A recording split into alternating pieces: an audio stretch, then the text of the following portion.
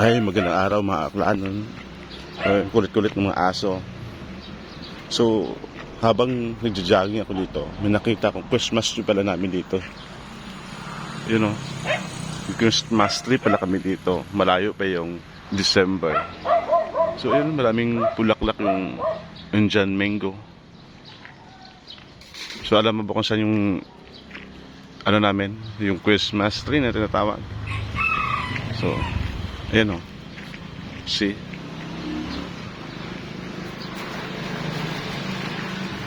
Yan. Wala siyang star, pero may moon. Tingnan natin.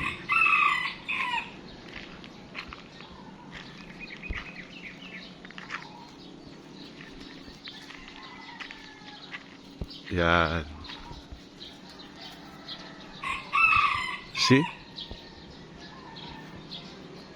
Ngayon ko lang yan na-realize at na ilang araw na akong nagja-jogging, so nakita ko agad.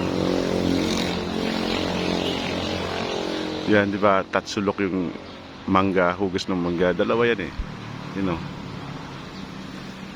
Tapos maraming bulaklak, tapos ayun, may moon siya, so kahit sa dilim, hindi ka niya iiwanan, mayroong liwanag.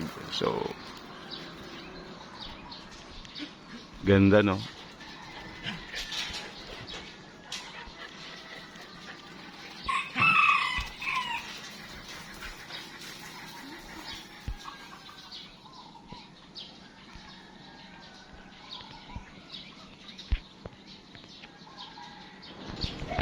So iba talaga pag kin-observer ka at yung may matang photographer. Kasi nakita mo yung mga bagay-bagay na medyo hindi nakikita ng iba. So ngayon, magluluto ako ng kanin. O magsasaing pala, hindi kanin. Magsasaing. Ay, tama naman, magluluto ako ng kanin. Kasi magsasanlag. Hindi ko alam kung ano sa Tagalog. At sa hirap ng buhay ngayon, kailangan natin maging kalmado. Yung faith natin is dapat i-strengthenin natin. So, kahit di tayo pumunta dun sa adoration o sa simbahan, siyempre, kahit sa bahay lang, pwede na yun. Ang aso.